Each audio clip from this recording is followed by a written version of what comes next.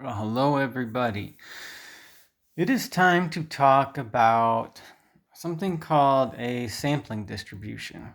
And with this, I would say we start in a new direction. Okay, so here's the slide from my first video this semester where um, before we did any math, I just wanted to give you a feel for what statistics was. Okay, and I said we could divide the field of statistics into two parts. One, there's descriptive statistics, and for that, you think about what data is. Data, how can we organize, summarize, display, visualize data, okay? So that's what we've been doing so far. Like we take data, we might draw a graph of it, we can find means, averages, things like that. Uh, there are lots of things we've done, but so far we've just worked with descriptive statistics. And then the other branch of statistics was inferential statistics. So that's where we do studies and experiments. And I guess we can summarize our goal with inferential statistics like this. How can we use a sample to draw conclusions about a population? Okay. Now, real quick, before I launch into what we're going to talk about with sampling distributions, let's get clear on the difference between a sample and a population. Okay, so let's see. Here's what I decided to show you for that. So I've got this container of beans. Okay, and I could say, well, here's my population. This is what I want to know something about. All right, maybe I want to find the average weight or something like that. Uh, so that's a population. And what I might use to learn about this is to take a sample, all right? So if I take 3 beans from this, all right, that's a sample. And maybe if I do the right thing and if I do my math correctly, what I do with these 3 beans, I can make true conclusions about this population, okay? But here's the population, here's a sample. You can take a sample of different sizes, all right? And when we're working with inferential statistics, we probably are going to need to know the sample size. So I'm always careful to include it, okay? All right. Okay, so we take the sample from the population. All right, these beans were originally in there and I took them out and then I could measure them. I could see how much they weigh or whatever, like, scientists might want to know about them, okay? All right, so that's the difference between a population and a sample. I've got to be clear on that to start off with. No math for that. I just wanted to tell you what the difference was and get you thinking about it, okay?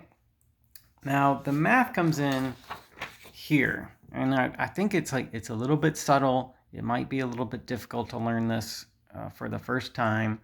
And if you're looking for like the fastest way to do the homework, if you're in a hurry, if maybe you had to wait till the last minute to do it, this is not the video for you, okay? Mainly in this video, I'm explaining some concepts for some new things that we're going to start, okay?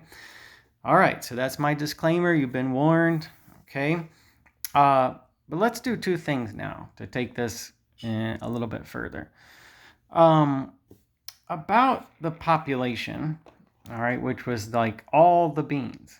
Okay, it's like I want to know something about beans, and there's like all of them. I'm not saying this is every bean in the world, but say these are the ones I want to study. Okay, I want to know something about these, and I'm going to take a sample from them because maybe there's too many in here for me to. I can't weigh every single one of them. If I could just weigh 3 of them, that would be more manageable. Okay, so that's often why we take samples, is because we don't have access to the whole population or there's too many in the whole population. But let's think about it like this. The population, and we'll talk about the weights of the beans for this, okay? The weights of the beans have a distribution. It may be normal or it may not be. Now, recently we've talked a lot about the normal distribution, okay? In here, like, I just don't know whether these beans, if you talked about the weights, if it would be a normal distribution or not. I wouldn't be surprised if it is, but I don't know. But what does it mean to say that the weights of the beans have a distribution? So I want you to think a little bit philosophical about this. What does it mean to say that the weights of the beans have a distribution? Well, whatever the distribution is, it's just a way for me to do probability calculations, okay? So let's say like there's this curve that may or may not be normal. And here, notice how I've drawn it kind of lumpy and it doesn't look exactly like the normal distribution that we're used to looking at. For the weights of the beans to have a distribution just means that there's some kind of curve out there that allows me to do calculations like this. So say on that curve, here's number A, here's number B, and then here's the mean of like the average mean weight for the population of all beans. Okay, so this curve being what it is, the distribution being what it is, just means that, with that being number A and number B, the probability that a randomly chosen bean has a weight between this number A and that number B is the area under the curve. That's what it means to say that the weights of the beans have a distribution. It just means that there's some way to figure that out. And you see why it's called a distribution, like it tells you where the weights are. Not very many are out here, not very many are way over here, most of them are around here. And if I know what the distribution is, if I have enough details, I could actually do the calculations, okay? All right, now, so that's what's true for the population. All right, now what about that sample? Remember when on my first slide, I said, well, we got the population, in contrast to the sample. Okay, so far the population, it'll have some distribution if you were talking about the weights of the beans in the population. Now, suppose I talk about a sample of size 3, or all samples of size 3, or just generally about samples of size 3. So say I took a sample of size 3 and I calculated the mean weight of that sample, meaning that I weighed each bean and I found their average or mean. Suppose I weighed each bean and I added them all up and divided by 3. That's what the mean is. Well, the mean weight of a sample of any size, but say in this case size 3, has a distribution also. And it may or may not be normal as well, okay? Think about it. I mean, the weight of a bean has a distribution. The weight of a bean is just a number. And there's a probability that that number is, this or that. Well, if you take a sample of size 3 and you find the mean weight of that sample, well, that's just a number too. And there's a certain probability that that number is this or that, okay? So yeah, the mean weight of a sample has a distribution that may or may not be normal as well. So, here I've drawn like kind of a lumpy looking curve. I'm not trying to draw this to suggest it's a normal distribution because I don't know if it is, but it has a distribution, and on it there's a number A and some other number B. And if you could find the area under that curve between A and B, that would be the probability that a sample of size 3 has a mean weight between number A and number B, okay? Now, this is where it might get a little confusing because given that this has a distribution, okay, that distribution has a mean. It has an average, okay? So there's lots of means happening, but that's just the way it is with this, okay? So I have to ask you to just kind of focus and try to keep everything separate in your head. So this is the mean of the mean weight of a sample of size 3. That number right in the middle where all of them tend to cluster around, okay? So what I'm trying to say is that we take a sample, we calculate the mean weight for that sample, and there's a distribution for that, okay? Well, there's like an average of mean weights, or mean of the mean weights, which is where these are going to cluster, okay? It's the measure of central tendency for the mean weight of a sample. All right, so I take sample size 3, I find the mean weight of that sample, and it's going to be somewhere over here, probably close to whatever the mean of this distribution is, okay? All right, so both the population has a distribution, and if you take a sample of any size and you find the average of that sample, it has a distribution too, okay? They're two different things. Now, here's where the math comes in, okay? Oh, I guess here's where we're taking it. What do these two have to do with each other? Yeah, the population's got a distribution and the sample's got a distribution, but are they linked somehow? Or like if you knew something about one, could you figure out something about the other? That's where we need to take it next. And so the answer is yeah, they're linked. And if you knew something about one, you could probably find something out about the other, okay? So the thing that links them together is called the central limit theorem, okay? And to tell you what that is, I need to write down some facts, all right? And then we'll get the facts down and then we'll look at an example, okay? But I did warn you, this is mainly a conceptual video. If you're looking for a super fast way to do homework problems, this is not the video for you. If you're hoping to understand the concepts a little bit better, then I definitely do hope this is the video for you. But here are the facts behind the population distribution versus the sample mean distribution, okay? So we start with the population, and it will have a mean and a standard deviation. And we use the Greek letters mu and sigma for those, okay? All right. And then I want to think about taking a random sample of size n. Now, samples in statistics should always be random. I can't think of any time when we don't want a random sample. If you're going to take a sample, you don't want to pick out, well, which beans looked the best or something, or which ones seemed the heaviest, or whatever. You want it to be random. You don't want any bias at all in your choice, okay? So you have the population, you take a random sample of size n. Now here's what happens. If n is 30 or more, then the distribution of sample means is going to be approximately normal. And by approximately, we mean close enough to assume it's normal, okay? Remember, I said if I take a sample, if I take a sample of 3 beans and I find their average weight, then that has a distribution. There's a certainly likelihood that average that I got is this or that number, and I could figure it out from this distribution if I knew what it was. So if your sample has 30 or more numbers in it, then it will be a normal distribution.